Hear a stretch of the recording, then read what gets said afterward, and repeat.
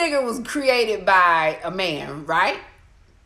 Men created the word gold diggers because they felt like women were either i.e. using them, or i.e. asking for money, or i.e. Acting as though they're into them to get the money and then walk away. So the conversation that I had with him was that he thinks that it exists. Gold diggers only exist through men. Here's why. If you give a woman your money, you know the personality of someone. If you don't, then you need to start paying attention. I talk about that all the time.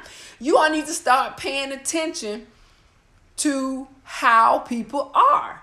If this person is only seeking you for the money, you know. If you're an educated individual, right? If you out here making shit happen, got money going on, know what to do, how do you not know that she only wants you for your money? And if you giving it to her, right, it's your choice. Isn't it making you happy?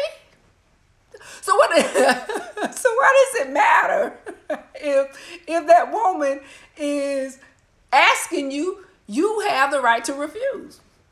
So my thing is, gold diggers only exist if you create it. What women do, women seek security.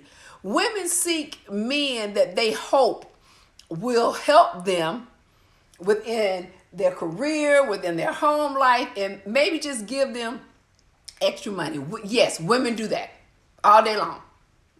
They're going to go out and they're going to seek someone that they believe can offer them security.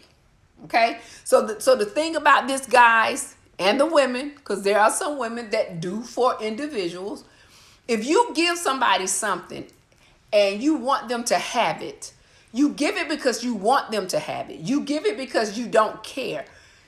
It doesn't exist until you know you're aware of being used. But if it makes you happy, it's no such thing as gold digging. You know the difference. You see?